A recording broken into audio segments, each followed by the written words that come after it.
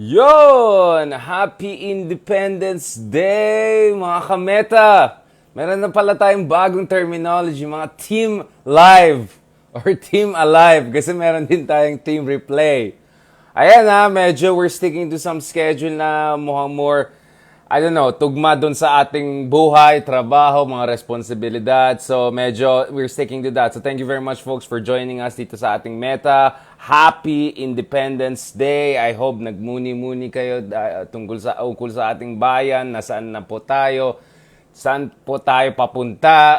Kamusta na? Patapos na si Paolo Duterte. Final days na of his administration. May papasok na bagong administrasyon. So let's see where that's going. Of course, last Saturday, guys, we had some quite serious discussions dito sa military hardware issue. Sabi ko nga sa inyo, I'm a geek, right? So ito yung Su-57, guys. Ito yung stealth fighter ng Russia.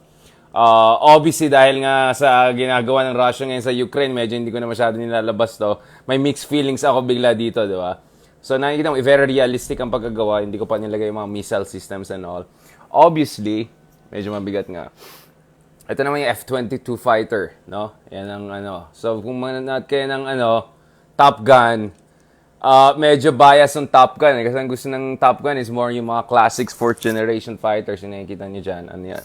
This is, ito naman yung Tomcat na F-14. Classic yan. Oo. Andyan yata yun dun sa first Top Gun, no? Anyway, so I'm just telling you, ito mga geeky style natin nga gano'n. It's not out of nowhere. Hindi lang ito yung binabasa lang ng blogs. But this is really a kind of a lifelong, I would say almost obsession. No? So salamat dun sa mga nakinig sa atin. So bago tayo pupunta ulit dito, ayan, hi sa mga friends natin from around the world. Meron na tayong friends from Luxembourg. Ayan, pumunta tayo dyan, mga rich people ng Luxembourg dyan. Napakaliit lang ng office ng Prime Minister though. Pumunta ako dyan from Brussels nung meron kaming meetings with European Union, EU, few years ago. Now, before I go to the foreign policy issue, at balikan ko yung issue ng neutrality, ng foreign policy natin, let me talk about a number of other important issues dito. Una-una, ito yung gusto kong sabihin, no? Of course, I hope that Secretary Lorenzana is feeling well and has fully recovered. Let me tell you guys, ito kasing ayaw ko sa ating bansa, guys. So let me be very clear about this.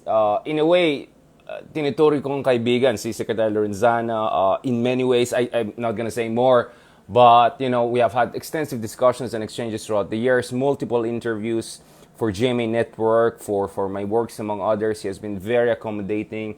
He's a very hardworking person. Mahal niya yung ating bansa. Marami siyang ginawa para sa ating bansa. So, kudos to you, Sir Lorenzana. And I'll discuss his legacy more kasi patapos na yung termino ng Duterte administration. And I'm not sure if he can still stay longer in his position in office, even though yun ang gusto ni Bongbong Marcos. Although it's potentially baka magstay siya a little bit longer just for a transition period. But anyway, let me tell you this, guys. We may have issues, criticisms ng iba't ibang presidente, iba't ibang administrasyon. Pero guys, ang pinakaayaw ko dito sa ating bansa pagdating sa mga political discussion is not only yung juvenile, puerile way of approaching geopolitical discussions, at yung purong semantics, purong posturing, purong mga big terms pero hindi naman ma-explain na mabuti. Kaya nga, di ba, last meeting guys, binirek down natin yung neutrality. Anong pinagsasabi ng neutrality? Ito po yung nangyari. Ito yung voting record natin sa Ukraine. Ito yung sanctions na pwede mangyari natin sa atin if mag-import tayo ng armas sa Russia. Meron tayong treaty alliance with US. You cannot have it all. So, hindi ito, you know what I'm saying? That's the problem. Purong semantics lang, napakahilaw at mababa yung level of analysis ng foreign policy, political issues. Kaya nadadala lang sa posturing. So, kaya nga I was deconstructing ito yung claim na mag-neutral tayo. So, I'll go more to that because incoming National Security Advisor Clarita Carlos, and a former professor of mine, also has made some bombshell statements on her vision of geopolitics in the region, etc. And minsan parang feeling ko medyo in the air masyado. So, kailangan talaga natin i-pin down itong mga concept na to and examine it in light of realities on the ground and existing legal and strategic entanglements and linkages that we already have as a country. So, hindi ito pwede idaan lang dun sa mga big terms. And big terms mean nothing unless you can properly operationalize them, explain them, etc.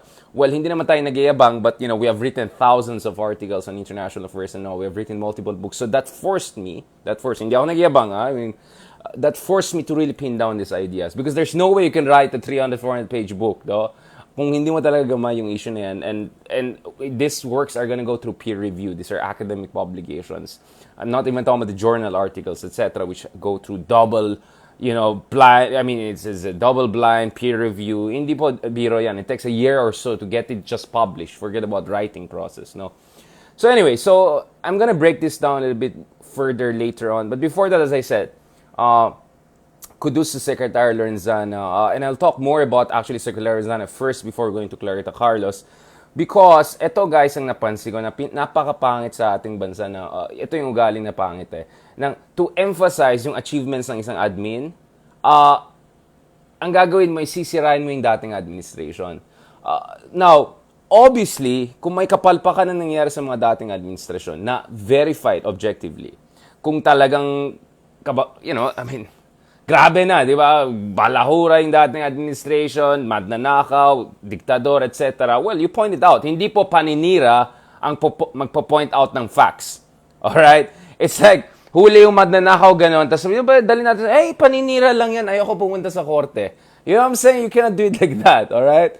Kung talagang kalokohan ang ginawa, you have to call it out. But, when good things have also been accomplished under previous administration, wag naman masyado yung credit grabber na sisirain mo pa yung dating administration para lang you can grab the credit 100% for your own. So kanina, medyo napaisip ako, medyo nagpakamot ako. Kasi guys, may mga Facebook pages dyan na on the surface, they look like they're just for economics, etc. Pero pag titignan mo, puro mga ganyan. Dolomite, ganon. So anyway, alam mo naman ako, pumapatol din ako just for fun. Sila rin pumapatol sa akin. Kilala naman tayo ng mga yan. So, kanina, nag-post yung isa na proud sila. Tsaka, parati pinopost nila yung mga parang halos, mirror lang siya ng kung ano yung pinopost ng Department of Transportation. So parang pinagmamalaki nila na patapos na daw, okay? I have to confirm that. Yung subway na ginagawa dito sa Metro Manila, which will be the first ever sa Pilipinas, which is weird because sa ibang bansa na developing countries, multiple subways na kompleto na nila. Right? Hindi lang sa major cities, multiple cities. But yung Vietnam ngayon, medyo ahead of us. But in fairness naman, meron naman tayong yung MRT sa taas. But yung subway kasi next level yun. Yung level of engineering na kailangan. At saka the fact that wala kang kukuha na space sa taas, puro sa baba lang yun, di ba? At, of course, if you do it proper engineering, it's earthquake-proof, it's flooding-proof, etc. Nagawa yan sa mga iba't ibang bansa around the world. Anyway, we're moving in the right direction as patapos na. So ako naman, parang sabi ko, wait lang. Before mag-thank you lang tayo kay Tatay Digong and Department of Transportation at sa kaban ng bayan, by the way, yung pera yan galing sa atin, hindi galing sa ano. Mag-thank you din tayo sa Japan. In fact, yung first comment ko is, nasaan yung China? Diba? Pinagmamalaki ni Tatay yung China. Nasaan yung mga big ticket infrastructure investment ng China? Nasaan yung $24 billion na sinabi China? So, una nag-comment ako na gano'n. So, comment na naman yung mga, alam mo na, mga Dolomite Club. Alright, mga kameta. Ako naman, okay. Sabi ko, by the way, let's thank also Japan. Just to emphasize that Japan is actually a reliable partner. Hindi sila nagnanakaw ng ating mga isla at saka mga ating mga isda dyan sa West Philippines. Ngayon, obviously, we can talk about Imperial Japan, Second World War. Ibang usapan yan. But I'm talking about today, right? 21st century po ang pinag-usapan natin. Ang Japan po talaga tumutulong sa atin at malaking investment nila sa ating infrastruktura. Salamat sa kanila. Pero salamat din kay Pinoy. In fairness to him, actually, it was under President Aquino that itong subway, yung mga preliminary key agreements were signed. And this actually happened. How do I know that? I actually covered this thing. So I covered this thing as a global columnist. So ito yung APEC Summit 2015. Alam niyo yung sobrang traffic na talagang binalahurang administration dati. But anyways, dito kasi sa meeting na, sa 2015 pa lang, ito na guys, meron ng agreement na nangyari. Nag-meet sila Abe and Pinoy. And Japan committed $241.9 billion. Alright, almost $5 billion po dun sa iba't ibang proyekto, no? Okay, so ito yung base sa report, interaction nito, Progress made on the roadmap meant to improve and modernize transportation in Metro Manila by 2030 was one of the high points of a bilateral meeting late Thursday, November 19. This is 2015 between President Benigno Aquino III and Japanese Prime Minister Shinzo Abe. Dun sa mga projects, kasama din dito, of course, involved dito yung Japan International Cooperation Agency, JICA-I, A. Mega Manila Subway and New Manila International Airport projects, B. Metro Manila Priority Bridges Seismic Improvement Project, and C. North-South Commuter Railway Project. This was signed under Pinoy. Don't make it look as if this was all signed under Duterte, etc. Okay? So, malamang, alam nyo naman, when you make a project, the most important part is not only the implementation, but also getting the project approved and getting the funding. That basic MOU, the basic agreement was signed not under Tatay Digong, it was signed actually under President Aquino. Oh, yung isang troll ka dyan, ha? Uy, Edward Tan, andyan ka na naman, little boy. Alam natin, little ka talaga. Walikan ka na mamaya. Okay. Inggit ka lang, siguro pangit ka. Okay, mamaya na tayo. So ito, klaro ko lang. Na-hurt siya eh. Na-hurt eh. Alam talagang troll talaga yung Edward Tan na yan. Balikan ko talaga yan. Yung subway project na yan, paano pa ng Aquino? Ako naman, kudos to Duterte administration for continuing the project, etc., etc. Pero guys naman, if you're gonna get the credit, wag naman credit grabbing tapos sisirain mo pa yung dating administration. Bakit ka mo?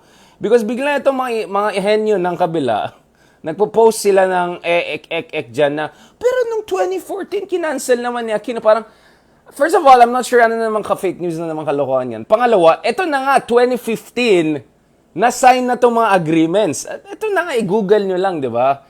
So, yun ang problema ko. Binabastos yung dating administration, even though they did the preliminary work. Ako naman, kudos din sa Duterte administration for continuing that. Pero, alam mo, there are levels of credit grabbing.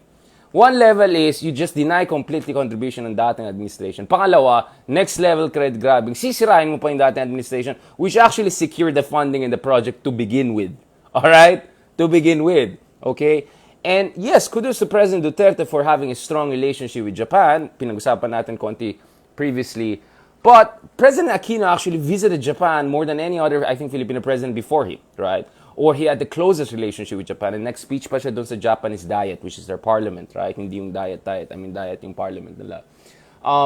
So, marami sa mga projects ng Japan nowadays, salamat Pinoy. And you know what? What's interesting is that, sana naman itong mga trolls at mga propagandists or mga bayaran, whatever, mga blogger, whatever, you want to talk about them, sana naman, take a page out of the playbook of Secretary Dominguez of Finance. Pati nga siya, aminado siya na grateful siya sa Aquino and Arroyo administration for the macroeconomic reforms that gave them the budget. Yung ginagastos ng Duterte administration sa mga project na yan, dapat magpasalamat sila sa mga dating administration na pinalaki yung budget, kaya nga sila may budget eh. You can have all the plans in the world, but kung wala kang budget, meaning yung budget na nakuha mo sa dating administration, wala ka rin magagawa. Wala ka rin magagawa. At ngayon, si Marcos will also inherit lahat ng utang na accumulate natin under Duterte. Tignan natin mamaya anong gagawin nilang dyan. Alam na this. Hintayin lang natin yan. But you know what I'm saying? Give credit where credit is due. Right? And in this case, credit to Duterte administration for getting the projects moving forward. But wag naman bastusin at gumawa ng fake news at i-disregard yung contribution ng dating administration. Diba? Especially if sa ilalim ng dating administration actually na securing funding na yan at nagsimula yung projects na yan. And guess what?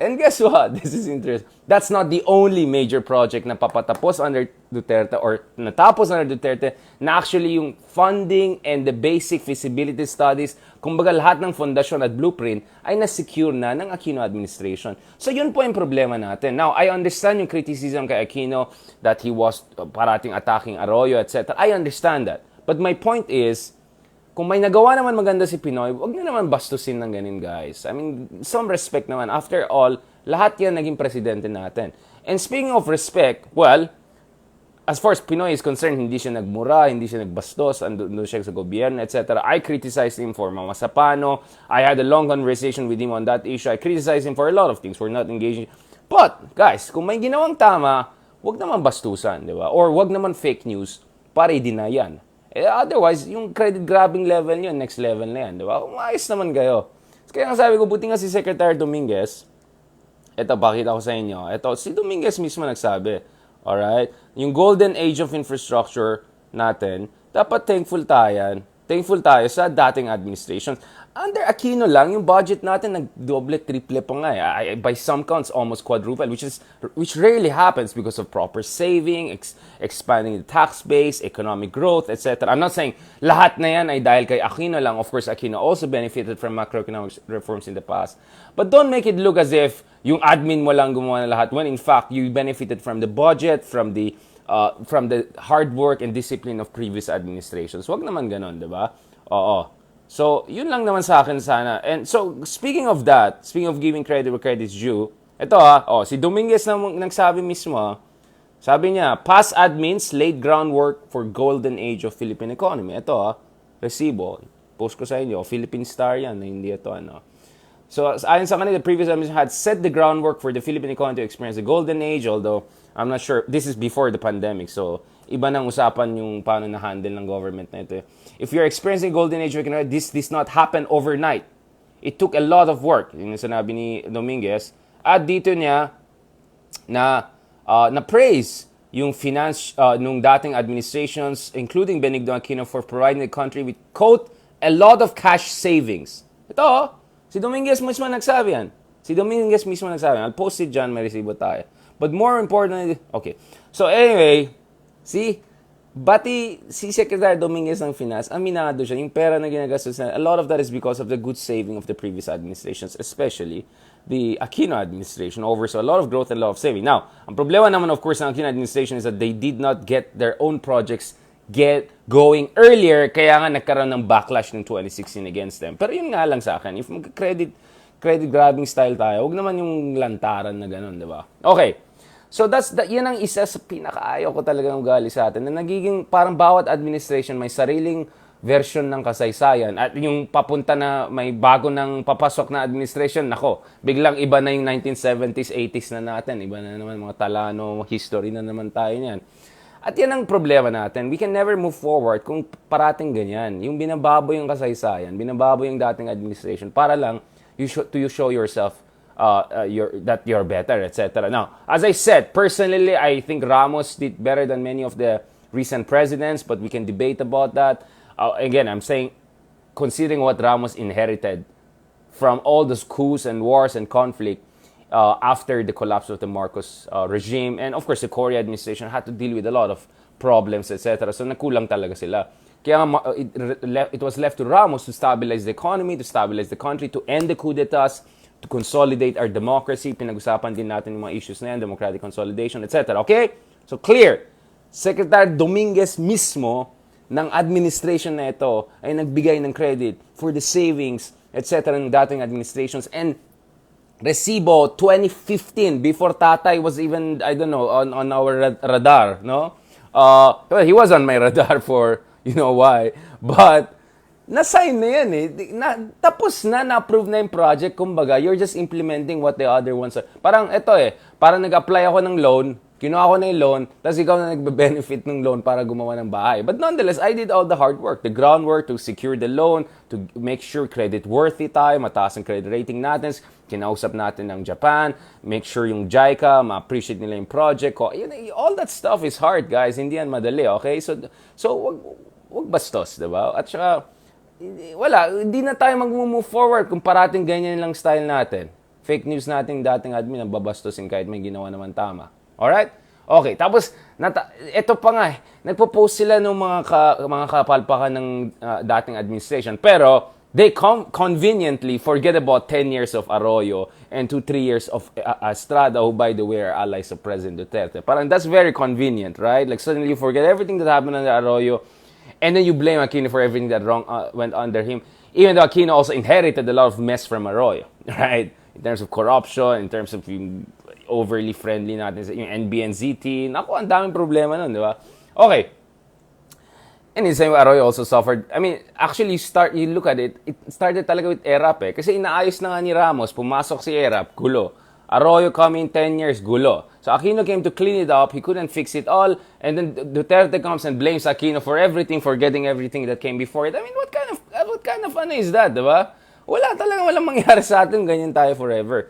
Now, speaking of giving credit where credit is due, and this is where you see, I don't.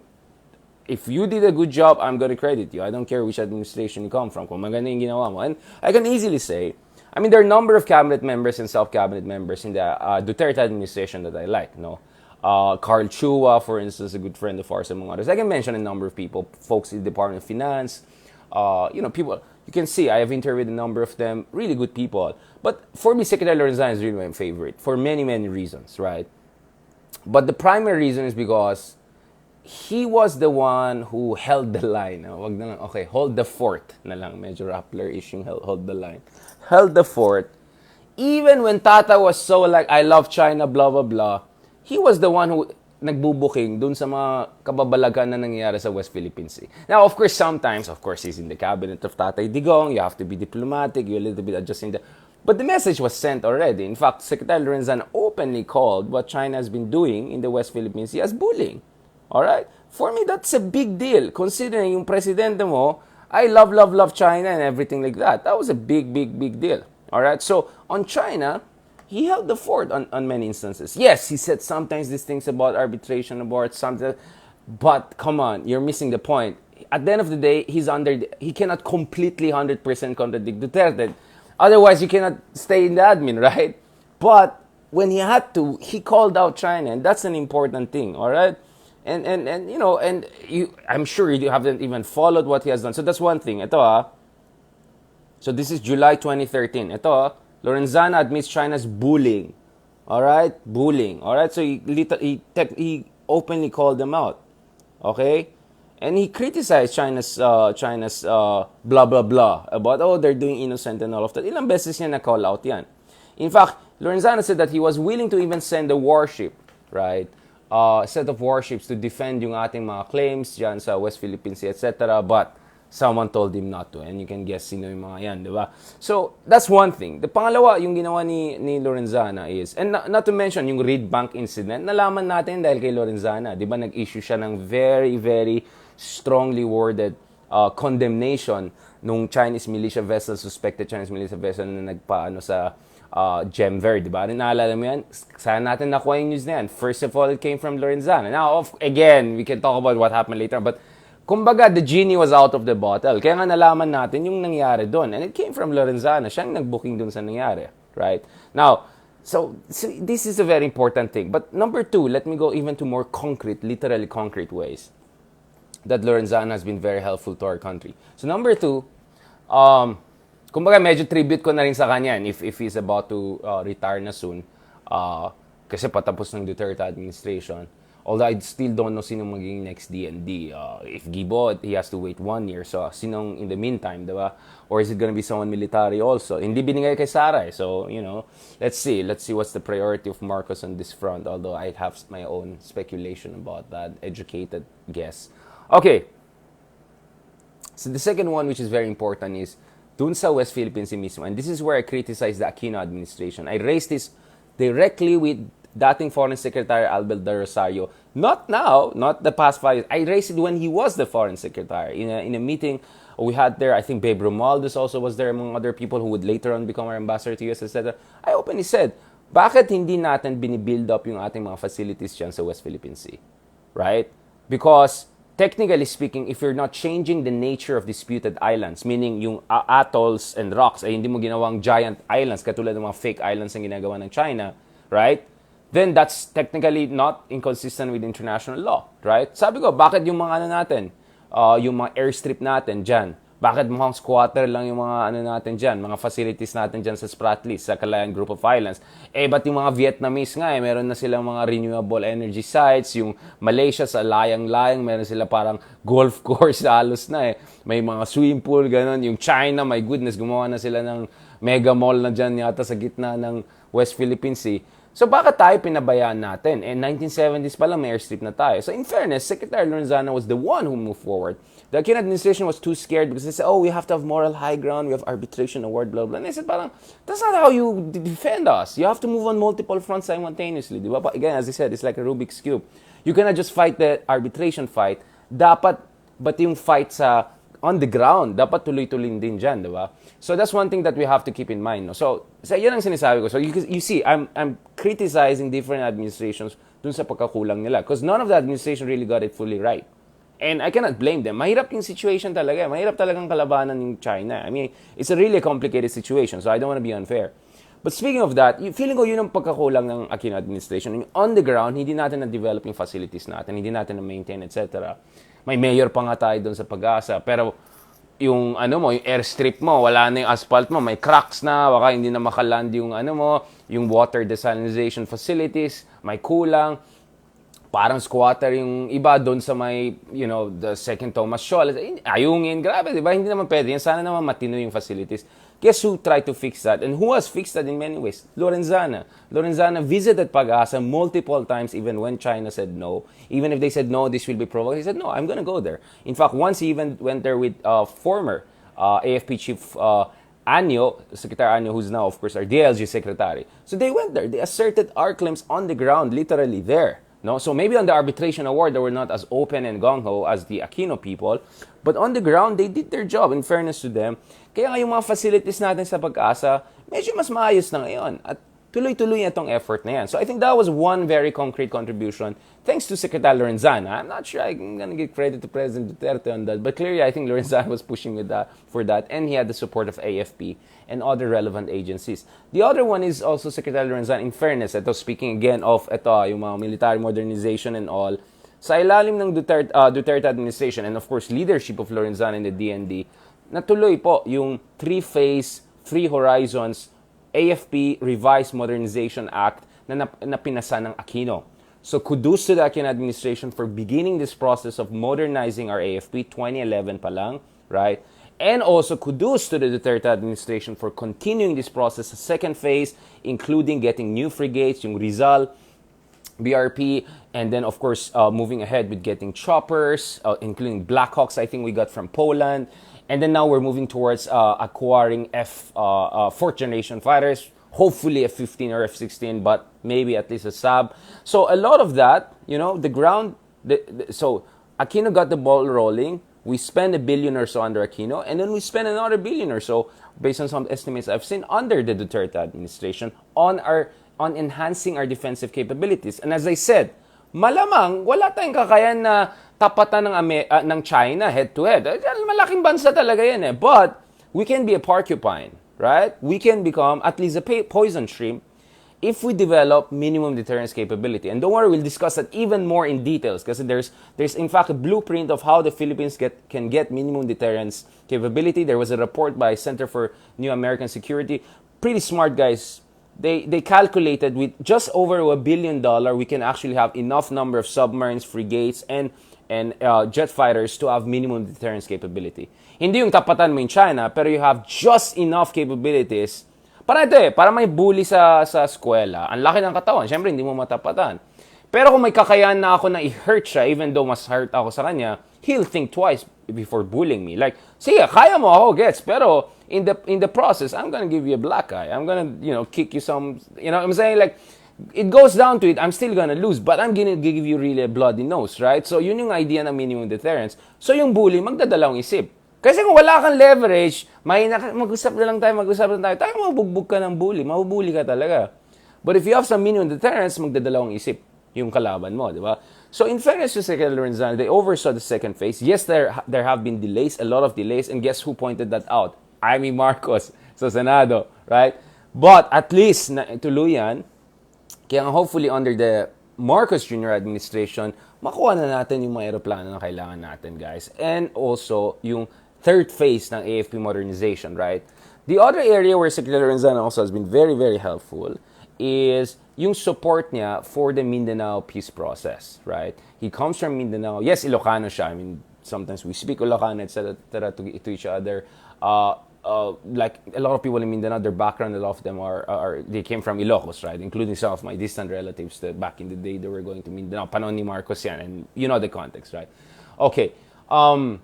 So he's from Mindanao. He understands the situation and he supported the peace process dun sa BARM, etc. And he understands the situation on the ground. So that was very important because if yung Secretary of Defense mo or National Security Advisor mo ay medyo gusto nila gera, ayaw nila dun sa peace process, magkakaproblema yan. And some would argue that the reason why hindi na ituloy yung mga peace negotiations dun sa mga komunista is because ayaw ng defense establishment, right? But dun sa BARM, sa ating mga Muslim na kapatid, some good things happen on that front, right? In fact, I also heard some stories, medyo heartfelt stories, na nung panahon na nagkaroon ng yung sa Marawi, di ba? Maraming sira and all. You know what happened? Secretary Lorenzo actually personally went there dun sa camp. And may nagkwento sa akin na nagwawala daw yung mga tao. Siyempre, frustrated sila. Paano yan? Reconstruction. And Lorenzana stayed there and talked to them. Na hindi siya yung mayabang na, oh, sino ba kayo? Hindi siya ganun. He stayed there. He talked to the people. He tried to comfort them. He tried to say, please give us time, etc., etc. Now, hindi niya nakasalanan yung kapalpakan ng mga ibang agencies who are in charge of reconstruction of Marawi. But you could clearly say at least Secretary Lorenzana was in the heart, was in the right place. And he has the empathy for Muslim brothers and sisters, perhaps in ways that maybe a lot of his predecessors didn't have at the same level, at least, right? Let's not be prejudicial to others. But do you get what I'm saying? So, in fairness to Secretary Lorenzana, he has done a lot of good for the country. And the problem is that if nandun ka lang sa partisan echo chambers, ang makikita mo lang is pure negative and pure positive.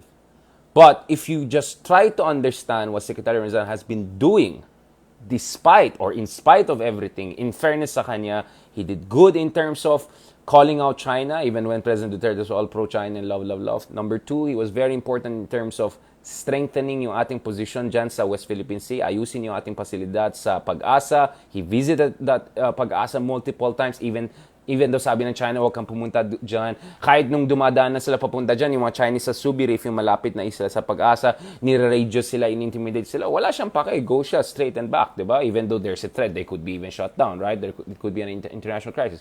Tuloy pa rin siya. Number three, doon sa AFP modernization na sinimulan ni Aquino noong 2011, so yung revised AFP Modernization Act. Kasi yung first was under Ramos. We can talk about that in a different meta, mga kameta, mga Team Live. But in fairness to Secretary Lorenzana, he did something very good there because he continued at least in the second phase or so. And even nung nagkaroon ng pandemic, medyo tuloy-tuloy pa rin yung process, although it significantly slowed down. And Amy Marcos actually pointed that out during one of the Senate hearing discussions, right? Alam ko yan because I've been covering all of this. I've been writing on these issues throughout the years. So yun. And number four, sa Mindanao. Doon nakikita natin talaga yung puso ni Secretary Lorenzana is in a good place. He really was empathetic to the cause of our Muslim brothers and sisters and the need for ending conflict in Mindanao because it was hurting everyone. Our Muslim brothers and sisters more than anyone else, but also our Christian brothers and sisters in Mindanao, the Bisaya, Ilocano, Waray, whatever yung background, but also our entire country. Kasi guys, ito gets kasi ni Secretary Lorenzana na kung may gera tayo sa loob, hindi natin kaya yung mga kalaban natin outside dahil distracted tayo. Right? And this was a problem for a very, very long time. Dahil sa itong gulo sa Mindanao, etc., itong mga insurgencies, etc., our national security strategy was too inward-looking, too focused on army, underinvestments in Navy and Air Force. So now, sana, finally, we can move in the right direction so that we can go to the 4th generation and hopefully 4.5 generation. Medyo 5th generation, medyo baka down the road pa yan. But we have to consolidate 4th generation and 4.5 generation. In fact, I know that back in Ramos' time, we were supposed to get F-18 fighters, yung Hornets, no? But yun nga, nagkaroon na Asian financial crisis, budget issues, then ERAP came, Arroyo came, blah, blah, blah. But in fairness, since Aquino and continuing under Duterte, there has been a push towards developing yung tinatawag na minimum deterrence capability for us to be a poison shrimp or better if we can become a porcupine. Yung ganyan, supersonic, sonic, all right? Hedgehog strategy, right? So yun ang sinasabi. So in fairness, kudos to Secretary Lorenzana for doing those things. All right, okay. Now actually, I was hoping to transition now to Clarita Carlos and all, especially on some of her comments more recently, but maybe we'll leave it for another meta, no? Tomorrow. Because I have a column tomorrow coming out, guys, with Philippine Daily Inquirer. Please check it out, yung weekly column ko. It will be about this issue of national independence. We will start from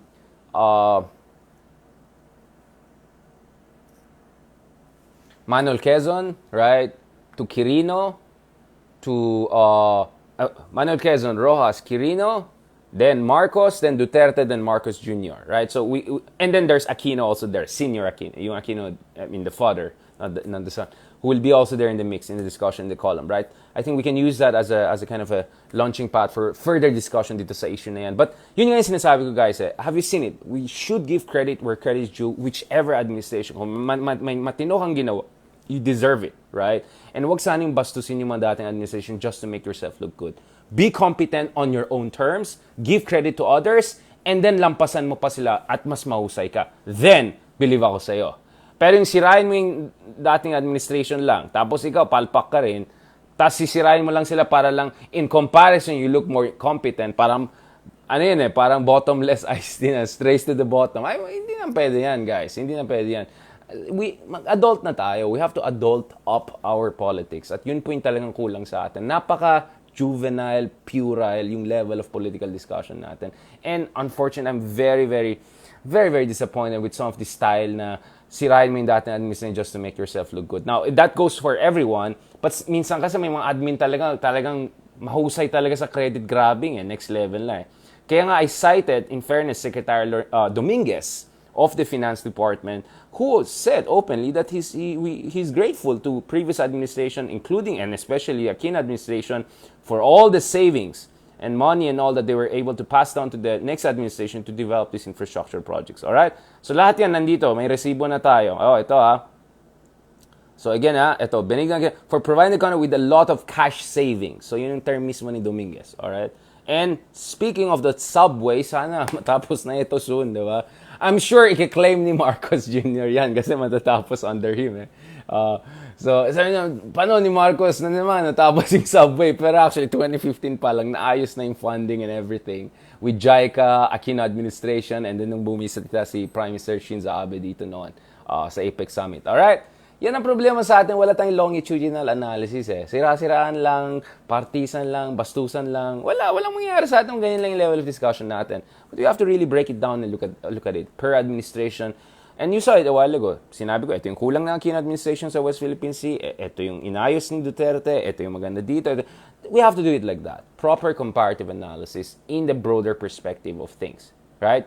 That's what you're forced to do when you do academic work, when you do, proper, publications, writings. Pero kung mga alam nyo na, lamano, talano, ganyan style, wala na, diba? Kung mga blogger style lang, anything goes. Yan ang problema ko kasi dyan Now, there are also, of course, bloggers and all, doing good job.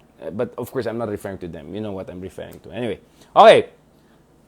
It's been nice. Alright, thank you very much dun sa mga tanong nyo, guys. Thank you very much. Appreciate it. Yan. Magpakabait na ako. Ayan, happy Independence Day, And my best wishes to Secretary Rizal for a swift recovery. And I hope, as I've mentioned, he will shepherd an efficient, good transition to the next Defense Secretary, who is not Sara Duterte. So let's hope is someone who really has a proper background in national defense and will defend our national interest, right?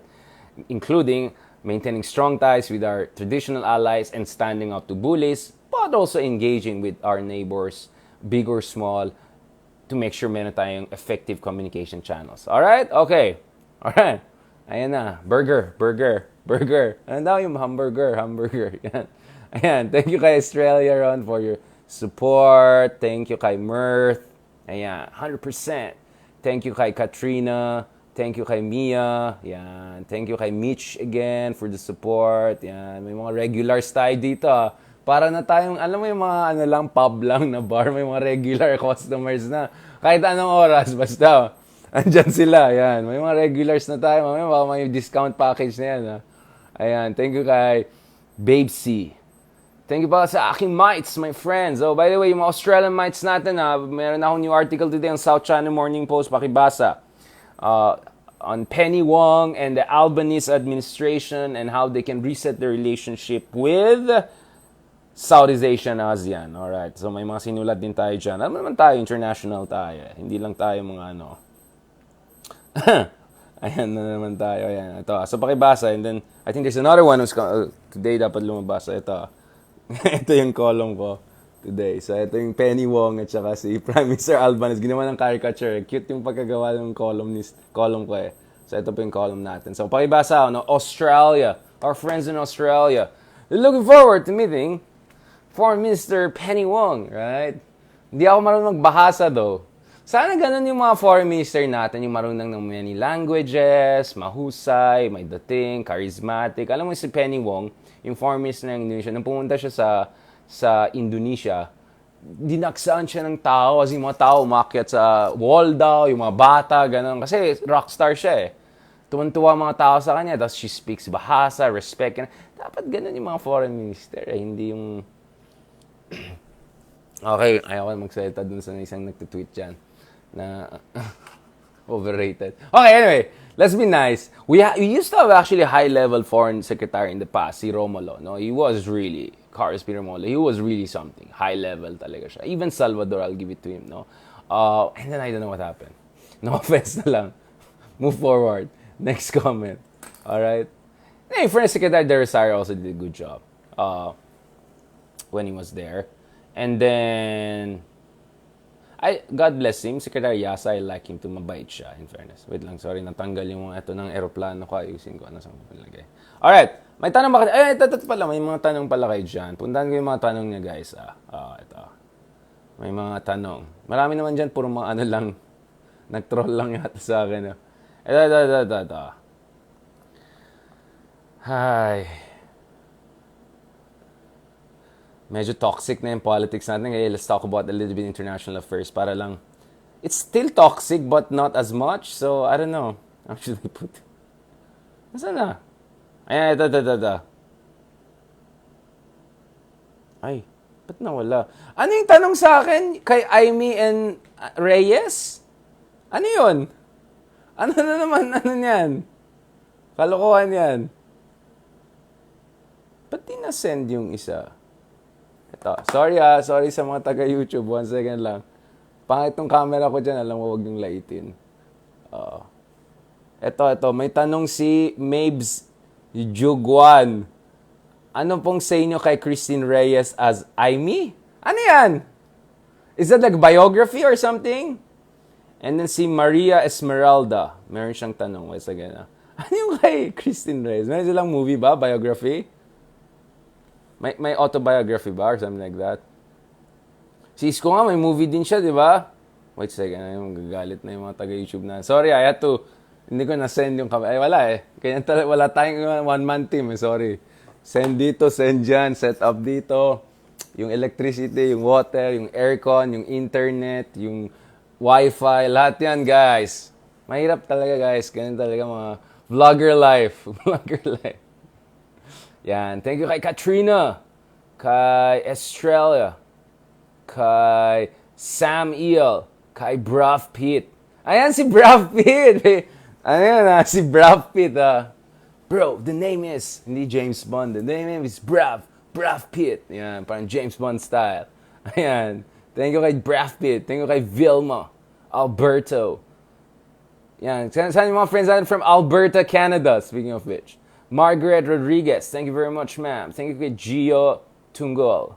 Yan. Sabi naman, ano Mark Villar? Sinabi Rizal Reyes. Ayaw, no comment. Ako, senator na siya. Fanny Miguel, thank you sa inyo po. Thank you rin kay Marisa. Thank you kay Rodel. Thank you kay Brad Pitt again. Active member natin yan. Yan. Thank you kay Naomi. Hi, Zaddy daw. Okay. Zoe. Goko, thank you very much for support to our mates, friends. Yep. Keith, Lorenzo, thank you for your support. Ito si Azurich, ano yan, regular din natin yan eh. Nag-order ka na, Azurich, dun sa pub natin. Ayan na, nagpaparinig na. Sir, nag-order ba kayo? Alam ganon yung mga tambay sa coffee shop mo parate. Nag-order ka na ba? Ayan tayo eh. Ayan. Dapat may bayad yung ambience. Mga Arab jokes na naman tayo eh. Bakit mahal dito? Kasi ambience. Ay, pwede ko hindi ko i-order yung ambience. Alam mo yung mga Arab jokes? Mamaya na tayo mag-Arab jokes. Dani, ang pinakagrabe yung joke na mind over body. Yung with Ramos. Mamaya na tayo. Dani, dalawa sa anak na naging senador kaya magpakabait na tayo Huwag tayong ganon. Magkapatid pa Jingoy and JV. Kaya the best talagang Pilipinas. The best! Ayan. Sabi ni Gio, mga team late yan. Team late pero live. Late but live. So, Sunny Dian Ligan, thank you very much. Ayan, si Marcelino naman dito sa kabila. I read about, Marcelino, yes. Mahusay yan si Romulo. Medyo naglaro siya kasi nag-Marcos din siya, but mahusay. Yan ang naabutan siguro ni Ma'am Carlos nung kabataan niya. Kasi si Ma'am Carlos, I think was there during the time of establishment of Foreign Service Institute, etc. So, malay mo, baka naabutan niya yung mga yan. Yeah, naabutan niya. She's 70 plus, right? Yeah. Okay, I'm gonna be a gentleman and not mention age. Josie. Yeah, ohayo gozaimasu. Arigato for joining us from Japan. Nippones. Okay, thank you sa mga friends natin dyan. Si Rosel naman, nagtatanong na naman kay Ai. Ano nga yung kay Reyes? Di ko nga alam eh. Ano yung guys? Fictional film? Ano yan? Saan na naman galing yan? So, ano naman ang role ni Tony G? Kung ano naman ipa-play ni Tony G? Imelda? Yan, thank you kay Leia Garcia. I'm sure may movie na naman si Imelda soon. Ayan na naman tayo. Thank you kay Dominic, Marsigan, kay Lani Enriquez. Ayan, sabi ni Azrich, hindi pa daw siya nag-order. Kilala ko yung mga ganyan style, yung parati na sa coffee shop. Pero hindi nag-order. Pero may dalang bote na hindi mo alam anong loob, tas inom, tas good vibes na naman siya. Alam na this. Sir, may order na ba kayo? Sir, magla-lunch na. Mag-order na kayo. At yung mga ganyan style. Alam na this. Uy, daming natuwa dun sa Adidas story ko, Yung kwento na, punta ka sa cousin mo, galing Australia. Wow, may budget, mayaman, bigay-bigay, ganun. Tapos punta ka dyan, wow, may Adidas dun. Dalawa pa yung box. For sure, sa akin yung isa. Tapos yung magbabay na kayo, hinintay mo talagang tawagin ka sa kanya. Oh, Richard! Tingin ka sa likod. Oh, can you please, in Australian, can you please throw the basura or something like that? Oh, okay, yan. Masakit yung gano'n. Tapos yung Adidas na yan, isang araw, bibilin ka ng girlfriend mo Adidas na yan, pero traumatized ka. So, siyempre, ang sabi ng girlfriend, why are you excited? Isn't that what your friend? And naalala mo yung cousin mo from Australia. Yan na tayo Ayan na tayo. Oh, by the way, this is not personal. Yung cousin ko sa Australia, mas bata sa akin. So, probably it works the other way in my case. Alright. Yan. Ayan, may tanong ba kayo dyan? Ayan, magbabay na tayo. Uwi na tayo. Magtrabaho pa ako. Wow, dami pang gagawin. Kailangan ko ng yatang secretary and assistant and all. Kaso, wala, hindi pasok sa Ilocano budget natin. Mamaya yan. Isa pang tanong kay Maria Esmeralda. Sabi niya, Prof, good evening. Do you think the U.S. is growing more and more apprehensive of the Chinese influence in the Asia-Pacific region, which could be why the U.S. wants to secure as much closer relationship with the Philippines, especially now under new administration?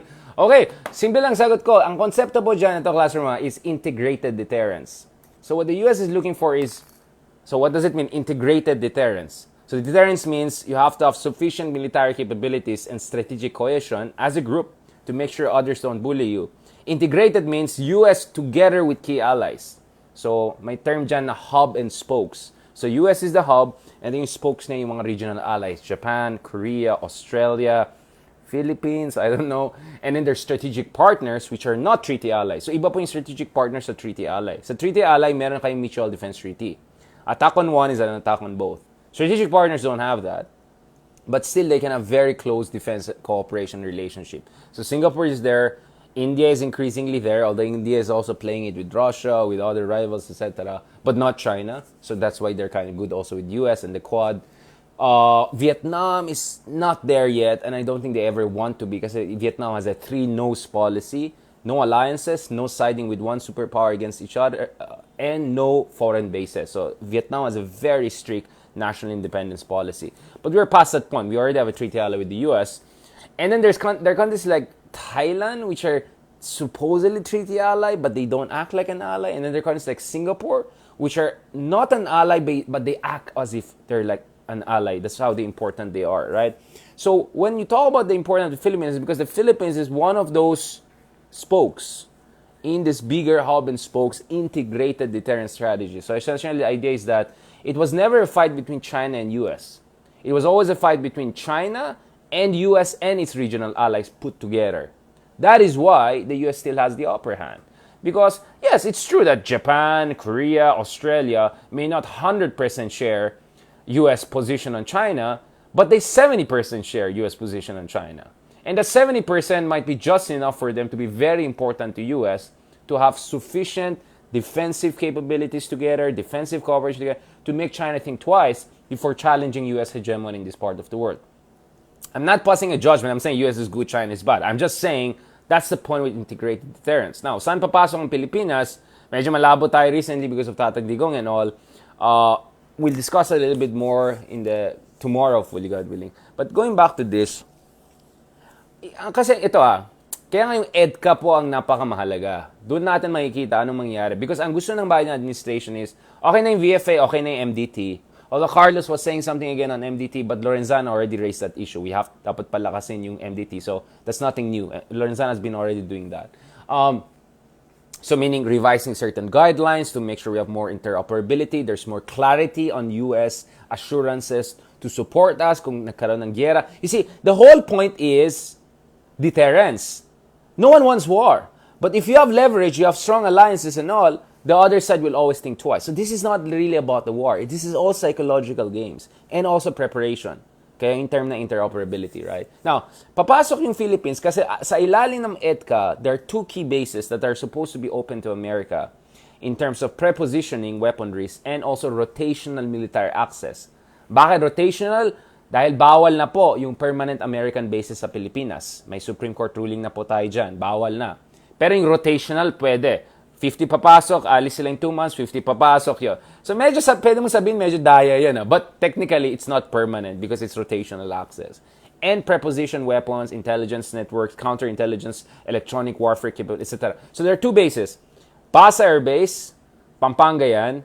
So the closest flashpoint to that is Scarborough Shoal. Just over 100 nautical miles, right? And then the other one is Bautista Air Base sa Palawan, which is napakalapit sa Kalayaan at Reed Bank. So yung dapat dalawang bases na yan ay pinabukas natin sa mga Amerikano to preposition their weaponries, do rotational access. And then the EDCA was also supposed to be a way by which we can get more advanced weaponries from Americans.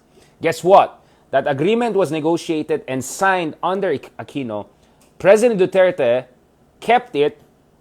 There was a Supreme Court ruling on it, because it was an executive agreement, not a treaty alliance, not a treaty, which has to go through Senate. But Duterte did not fully implement it. Because for a long time now, there are some debates about what's happening now. I have some friends who have confidential information or are saying, I don't agree with you, Richard, 100%. I don't know. I have to confirm it myself. But at least I know in the first few years of President Duterte, he was preventing the Americans from getting full access to those bases base sa terms ng EDCA. And I'm sure in a way that was President Duterte's way of being nice to China probably. They don't want to provoke them, etc. And then later, threatened pa niya yung VFA, etc. Now, I'm gonna post you some articles by some very known experts on yung EDCA delays and how the delays in the implementation of EDCA because of Tatay Digong actually weakened our position in terms of developing integrated deterrence against China, sorry. And in that sense, both US and the Philippines lost. That could be one argument. But the counter-argument is that, well, President Duterte is making sure we're not overly dependent on America. We have national autonomy. This is our independent foreign policy. So I don't know. What is your priority? Semantics or priorities defending the West Philippine Sea? You know what I'm saying? Kaya nga bati dyan, minsan nakakaano rin ako kay Calyode because yung mga position ni Calyode are more like estudyanteng aktivista than a really well thought out foreign policy. On other things, I'm with Calyode. I think he has very good points on labor rights, etc. But on foreign policy, medyo sophomoric yung point of view. But I'll go to Professor Carlos also, ideas on our foreign policy, etc. and MDT and all in our next meetings because I also feel they're more semantics than actually multi-layered analysis. And I showed you in the last meeting, like, yung term na neutrality doesn't mean nothing. Right? Doesn't mean nothing. And like Latino, it doesn't mean nothing, amigo. You know what I'm saying? Because how can it talk about neutrality when you're already allied with US? US already has sanctions on Russia, so we cannot get weapons from them without risking sanctions. We already had 2 or 3 votes in a UN. We didn't abstain. We actually voted in favor of Ukraine. So what are we talking about here? Right? Hindi pwede semantics lang, yung posturing lang eh. Diba? You have to really properly analyze what's the situation. Based on the situation, what is the best calibrated, optimal approach we can have. That's how you do proper geopolitical analysis, right? Not yung mga semantics lang. Oh, we'll be neutral, we'll be blah, blah, blah. No, you have to really break it down. At yun ang problema, napakababa yung level of discussion sa ating bansa. Even more on geopolitics. Puro na lang semantics and all.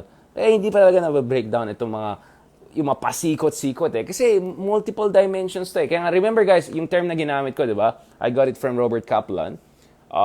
Great guy. It's a three-dimensional chess game, right? So the problem with many people is they talk about these issues as if it's just a one-dimensional thing. Like US, China, saan tayo, tataya. Like, that's a ridiculous way of thinking, right? And we're technically not a neutral country. We're not Finland, although Finland wants to join NATO. We're not Switzerland, okay? Let's not kid ourselves. We are already a treaty ally of US, and we already have territorial disputes, not with US, but with China. So, you know what I'm saying? Like, kaya yun ang problema ko. Some people talk as if none of these things exist when there's a whole layers of legal, strategic linkages that are pre-existing. You cannot just forget about them and wish them away. You operate within what you're given. So we have to first identify what is our geopolitical given, and then from that, we proceed where we can get at to defend our national interest. All right? Don't worry, we'll discuss this more, but I hope in some small ways, ito yung mga discussion natin dito, give you an idea of how to properly do geopolitical analysis. All right? Just the right method or approach, right? So sa philosophy, science, ang term natin dyan, epistemology. What to know, how to know about something, right? So this is so medyo epistemological approach natin dito. Alright, okay, I talked too much. Alright, thank you very much dun sa mga tanong nyo. Ayan na, mga friends natin dyan sa YouTube, friends natin dyan sa Facebook, ayan mga Kafuego, Kameta, Team Alive, Team Live, Team Late Live, Team hindi nag-order na sa kape shop. Hindi pa rin nag-order yung isa, parati dito Ayan tayo Kung may Patreon account lang sana Uy, nagparinig na naman, walang ya. Di sana hindi lang ako nagti 3-in-1 lang. Pero malakas na baka hindi na ako makatulog, no? Alright, wala ba kayong tanong dyan? Tuloy pa natin bukas yan, We're gonna talk about Quirino. We're gonna talk about Claro M. Recto. We're gonna talk about Manuel Quezon. We're gonna talk about Rojas, first President Manuel Rojas post-war. We're gonna talk about Marcos Sr. We're gonna talk about Duterte. We're gonna talk about all of these people, guys, because isa rin problema sa atin is hindi natin naintindihan yung sarili nating kasaysayan. Hindi natin kilala yung sarili natin mga presidente. Hindi natin alam yung mga pinagsasabi ng mga presidente natin dati. Kaya kung ano-anong sinasabi natin sa presidente natin ngayon. Ay, parang talagang malakas yung kape, no? Biglang bumilis yung aking Tagalog. Medyo konyo, pero mabilis. Right? Medyo konyo, pero mabilis. Yan, okay. Alright. Thank you very much din kay Victoria D. Ayan, Team Live. Sa mga Team Live, Team Late, Team hindi nag-order sa coffee shop kanina umaga pa. Ayan. Salamat Thank you very much. Nag-guilty yung isa. Yung mga di ba may gano'n yung parati na sa coffee shop hindi nag-order. Tapos, nagpaparinig na yung waitress. Sir, lunchtime na, ano? Ano yung gano'n yung mga buhay estudyante, gawain din namin yan sa UPville. Siyempre, baon mo, ubus na yung baon mo sa, alam na bili ng PS3 games, mga matanda na ako kaya yung mga PS3 games pa nun, hindi man lang PS4, di ba? Ubus na, kaya, saan tayo guys? Doon tayo sa UPville. Saan? Yung katabi ng Ababo, doon tayo dyan. Wala akong pang okay lang, isa lang sa atin mag-order, 4 tayo dyan. May aircon, maganda, gano'n, may music. Sige. So, 4 kayo dyan, isa lang nag-order. Yung babae pa, walang iya. Walang iya, pero ayan tayo. 4 na oras na kami dyan, ang ingay-ingay. Wala na, nag-ano na yung may-ari na ganon-ganon. Sir, may order ba kayo? Magdi-dinner na. Hindi, okay pa yung kape ni Okay pa yung kape ni Camille. Di ba, Camille? Okay pa yung kape. Ayan na yung mga buhay UP, guys. Ito. Meron ka na lang pang ikot jeep pa uwi, pabalik, tapos nakikiride ka pa. Ayan. Ayaw ka na baka blurt out yung mga, baka maglaglag tayo ng tao. Mahirap na. Pero guys, alam niyo yung style na gano'n, yung mga boy libre. Ang tawag dyan, boy libre. Yung parating na sa coffee shop, never nag-order. Pero, parating may mga energy juice dun sa bag niya. Kaya tuloy-tuloy yung pag-aaral niya, naglalabas nga Ano yung cork fee ba yan? Ang tawag doon? Yung nagdadala ka ng sariling drink dahil magbayad ka. Wala kasing ganun Ay, yung mga tabi-tabi kape siya, parang ganun, magdadala ka ng sarili mo. Uminom ka na, ano? Gantas lang yun. Di, okay pa kami, okay pa yung kape ni Camille. Okay po, thank you po Ganda ng aircon dito, no? Tapos pabalik-balik yung ibang customer, tapos andun pa rin, tapos kinuha mo pa yung pinakamagandang pwesto, pare, yung pinaka-best. Nakatapat yung aircon sa'yo. Tapos pag view mong gano'n, ang ganda ng sunset, ang ganda ng sunrise, ayan. Kung may maganda na darating, talagang nasa ano ka, angle ka, makikita ka na.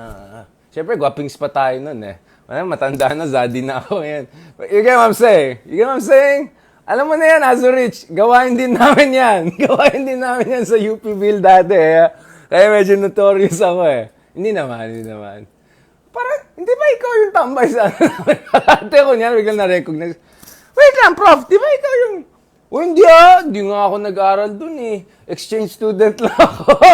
Hindi, exchange student lang ako sa UP, di nga ako pumunta dun. Ayan na. Nag-effect na yung 3-in-1 ko. Nakikita nyo talaga eh. Immediately, iba yung tone, no? Ayan. Thank you very much. Salamat. Kaya mga Team Libre, baka naman, lunchtime na.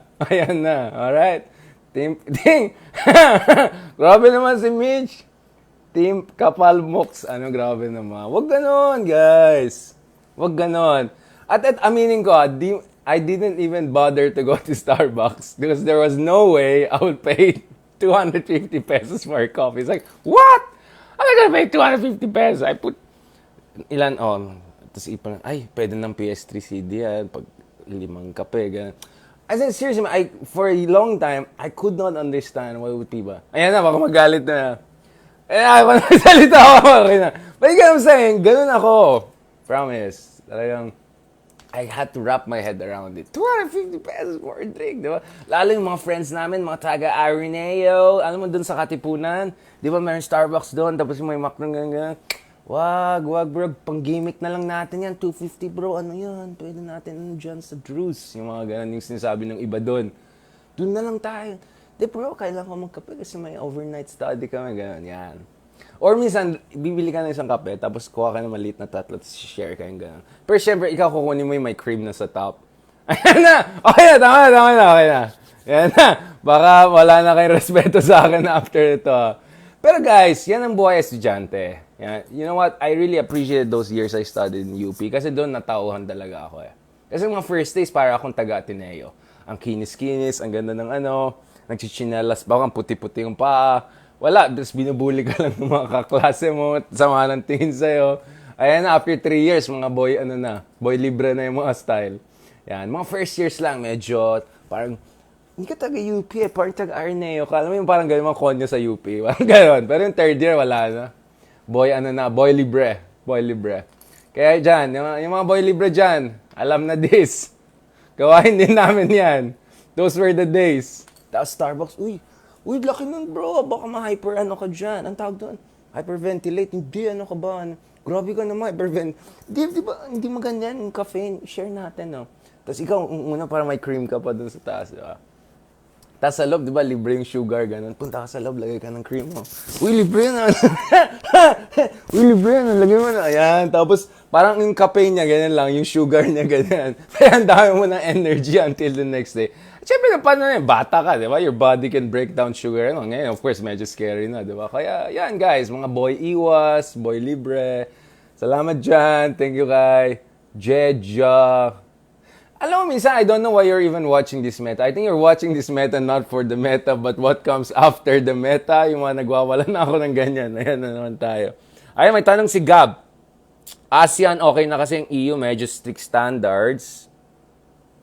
Ay, may mga tanong para tayo dito. Ang dami mga seryoso, Tim Hortons of Starbucks. Walang yung mga tanong dito, Para yung mga taga-YouTube, mas balahura. Bakit kaya? Buti pa itong mga kameta ko dito, mabait. Itong mga ka-YouTube ko, mga balahura talaga. Okay, karamihan naman hindi democratic yung values. Tama yung point mo sa EU, Gab, no? Ang thing ko lang is, we're not Europe eh. Iba yung talagang background natin and all. But, we still can learn best practices. Hindi naman kailangan. May sinabi nga ni Bismarck, yung German leader. Like, parang essentially said, only the ignoramus will learn from their own experiences. If you're smart, you will learn from other people's experiences, including their mistakes and what they got right. So in the same way, we don't need to go through 2 world wars and all that 30 years war, 100 years war for us to be like EU. But at the same time, we cannot be exactly like EU because we have very, very different attributes. And lastly, I want to emphasize the EU is a supranational organization, meaning a degree of sovereignty was transferred to the central bureaucracy in Brussels, while ASEAN is just I call it a small and medium enterprise without human rights, right? There's a small HQ, andun lang sa Jakarta, yung ASEAN headquarters. Budget lang niya, siguro wala pang $100 million yan, di ba? Yung budget ng EU is $100 billion noon pa, di ba? So ngayon, mga hundreds of billions of euros na yan, no? So we're completely incomparable. It's supranational versus supranational organization. So you'll get those terms when you study international relations and international law. Alright? Okay. Ayaw ko na pag-usapan ng Brexit kasi pag-usapan na natin ng Boris Johnson. Ayan. Okay? Thank you very much, guys. Ayan, sabi ni Madrigal, you look yayamanin, pero yung pala kuripot. That's how you do it. You look rich, but you don't spend. That's like the best way to have it, you know? Like, alam mo parang pagkasama kayo, tapos pupunta yung waiter, maglalagay ng yung bill. Tapos syempre tinitingnan yung pinakamukhang mag-afford. Tapos mukhang, ayan na, yung tingin niya napunta sa akin, parang magaganon na ako, hindi ako magbabayad dyan. Or mga style dyan, biglang darating waiter, biglang lahat nagsi-CR. Uy bro, CR muna ako ha. Uy bro, sisigarilyo ako. Uy bro, tumawag yung nanay ko ha. Ayan na naman, meron din kaming pangalan dyan. Mga boy takas. Pag panahon ng bayaran, biglang si alisan na lahat. 2 na lang natitira parat. Alam mo na yan, cousin. Hindi ko na sabihin which cousin. Alam mo na, mga the moves, boy takas. Boy libre, boy takas. Ito yung mga dalawa. Ang ngayon naman, boy tamad. Naku, boy tamad nagiging pa. Ayaw ko na magsalita. Alright. Thanks, guys. Ano sabi niya,